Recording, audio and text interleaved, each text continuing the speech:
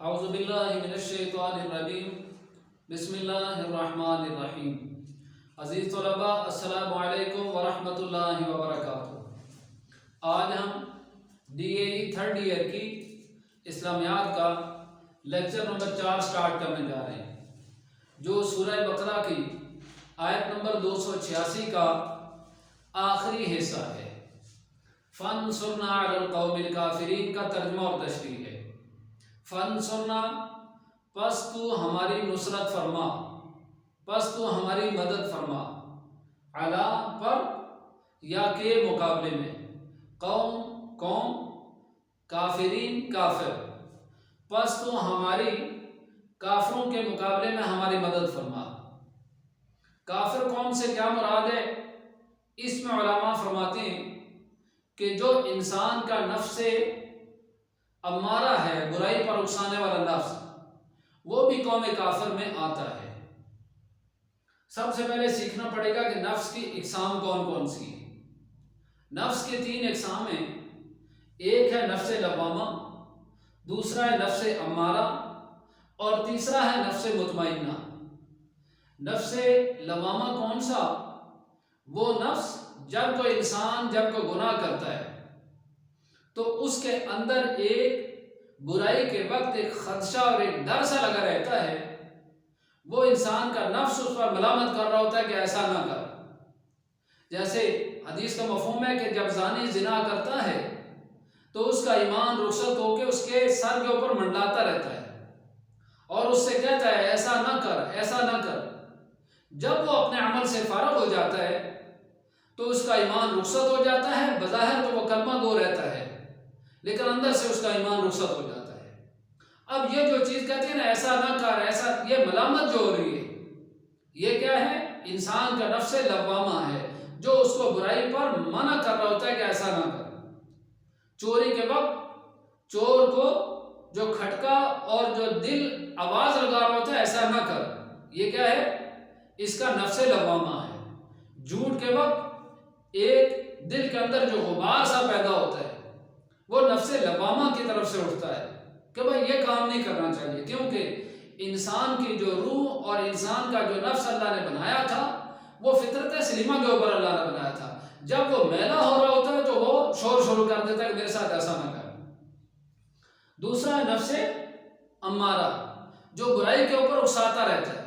انسان کے اندر جو بیٹھے بٹھائے ایک برائی کا داعیہ پیدا ہوتا ہے، وہ نفس امارہ پیدا کرتا ہے کہ بیٹھے بٹھائے وہ سوچتا ہے ابھی یہ گناہ کر لیتا ہوں، بعد میں توبہ کر لوں گا، ابھی میں شیو کر لیتا ہوں، بڑھاپے میں داڑھی رکھ لوں گا، ابھی میں سوئے رہتا ہوں، بعد میں قضا نماز کر لوں گا، ابھی روزہ کھا لیتا ہوں، بعد میں اس کا کفارہ ادا کر لوں گا، ابھی میں فلاں کا پلاٹ ہضم کر لیتا ہوں، بعد میں ریکوری کر لوں گا، ابھی میں سود کے پیسے کھا لیتا ہوں بینک سے لے کے، بعد میں توبہ کر لوں گا۔ یہ ساری کون سی چیزیں ہیں جو انسان کا نفس امارہ ہے جو اس کو برائی کے اوپر تیار کر رہا ہوتا ہے۔ اور تیسرا ہے نفس مطمئنہ، سنت زندگی کے اوپر چل چل کے انسان کا نفس سنت زندگی کو اختیار کر کر کے ایک نہج کے اوپر آ جاتا ہے اور وہ مطمئن زندگی گزارتا ہے اور وہ بلا خوف و خطر ایک زندگی گزارتا ہے اور اللہ کی منشا کے مطابق زندگی گزارتا ہے، اس کو نفس مطمئنہ کہتے ہیں۔ یا جس کو اللہ کے حکموں کے بغیر چارہ ہی نہیں رہتا، جس کو سنت زندگی سے ہٹ کے ایک لمحہ زندگی گزارنے کا اس کے اندر یہ حوصلہ بھی نہیں رہتا کہ میں ایک چھوٹی سی سنت کو بھی چھوڑ دوں، یعنی 100% سنتوں پر چلنے والی زندگی اس کو ملتی ہے۔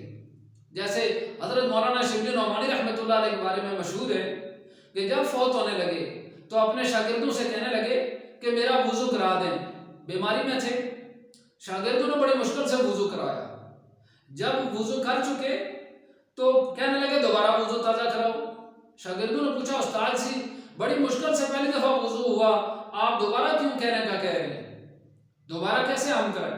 تو فرمایا کہ میرے پاؤں کی انگلیوں کا خلال رہ گیا تھا، میں نہیں چاہتا کہ میں ایک سنت رہ جائے اور میں اس عالم میں نبی علیہ السلام سے میری ملاقات ہو کہ میں سنت چھوڑ کے یہاں سے آیا ہوں۔ تو اس کو کہتے ہیں نفس مطمئنہ۔ جس پر اللہ درجہ کیا دیتے ہیں کہ مرتے وقت اللہ کی طرف سے آواز آتی ہے یا ایتھا النفس المطمئنہ، اے نفس مطمئنہ ارجعی الی ربک، لوٹ اپنے رب کی طرف، راضیۃ مرضیہ، اللہ تجھ سے راضی اور تو اس سے راضی۔ اب نفس امارہ پر جب انسان قدم رکھے گا اللہ کی مدد اس کو شامل ہو جائے گی۔ پہلے تو اس کو اللہ سے مدد مانگنی ہوگی کہ اللہ ہماری قوم کافر یعنی نفس امارہ کے مقابلے میں ہماری مدد فرما، اللہ سے اس کو مدد مانگنی ہوگی۔ پھر جب اللہ پاک کی مدد شامل حال ہو جائے گی تو اس وقت وہ اپنے نفس کے اندر ایک جو داعیہ اس کا پیدا ہوگا کہ گناہ نہیں کرنا چاہیے، وہ نفس لوامہ کے درجے پر آ جائے گا۔ لیکن اس کے لیے اس کو کیا کرنا پڑے گا؟ اس کو ایک لسٹ بنانی ہوگی، ایک لسٹ بنانی ہوگی۔ ہر آدمی 3 کام اگر کر لے، مثلا کیسے؟ رات کو اٹھے اور اٹھنے کے بعد سب سے پہلے 2 نفل صلاۃ توبہ پڑھے اخلاص کے ساتھ، اللہ کے لیے اٹھے اور اللہ کے لیے 2 نفل صلاۃ توبہ پڑھے کہ اللہ پاک آئندہ میں گناہ نہیں کروں گا۔ پھر اس کے بعد 2 نفل صلاۃ ہدایت پڑھے۔ صلاۃ ہدایت سے کیا مراد؟ کہ اللہ پاک مجھے بدل دے، میرے اندر تبدیلی لے آ، مجھے ہدایت کے راستے پر چلا دے۔ پھر نمبر 3 تیسرا کام یہ کرے کہ تنہائی میں بیٹھ کے ایک لسٹ بنائے کہ میں کون کون سے گناہ کر رہا ہوں، اور ہر گناہ کو چھوڑنے کے لیے اس پر ٹائم لگائے۔ جیسے ایک گناہ کو 1 2 3 2-3 ہفتے اس پر محنت کرے، ایک دم سے گناہ نہ سارے چھوڑ دے، 2-3 ہفتے ایک گناہ کے اوپر محنت کرے۔ جب پورا یقین ہو جائے کہ میری زندگی سے یہ نکل گیا ہے تو پھر وہ دوسرے گناہ پر آ جائے، پھر تیسرے گناہ پر آ جائے، ان کو چھوڑنے کی کوشش کرے، یوں اس لسٹ کو ترتیب سے چلائے۔ پھر ایک وقت آئے گا کہ جب سارے گناہ ختم ہو جائیں گے تو وہ نفس مطمئنہ کے اوپر آ جائے گا۔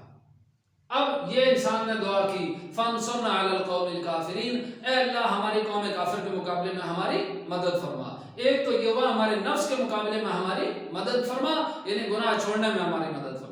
دوسرا یہ ہے کہ اللہ جو انسان یا شیطان یہ بھی قوم کافر میں سے ہیں، اے اللہ ان کے مقابلے میں ہماری مدد فرما۔ کیسے مدد فرما؟ اپنی ہر حال میں ہماری ظاہری اور باطنی مدد ان کے سامنے ہماری فرما۔ لیکن یاد رکھیں مدد اس صورت میں آئے گی جب انسان اللہ کا بندہ بنے گا۔ جیسے اللہ نے کہا نا کہ ان تنصروا اللہ ینصرکم، اگر تم اللہ کی مدد کرو گے تو اللہ بھی تمہاری مدد کرے گا۔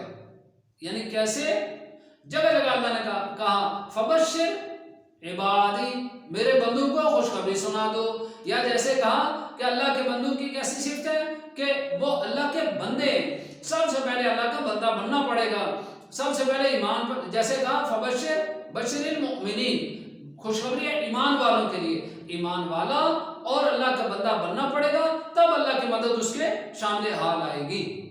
جب انسان اللہ کا بندہ بن جائے گا تو اللہ بھی اس کی مدد کے لیے آ جائیں گے۔ جب انسان اللہ کا بندہ نہیں بنا تو اللہ کی مدد اس کے شامل حال نہیں آئے گی۔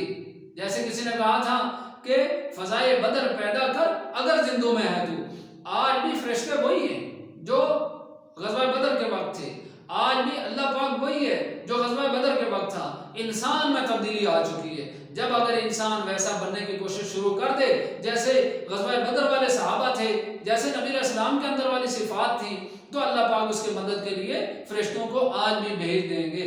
تو یہ ہم نے اللہ سے دعا مانگی فانصرنا علی القوم الکافرین، اللہ ہمیں اس دعا کا مستحق بننے کی توفیق نصیب فرمائے۔ وآخر دعوانا الحمدللہ۔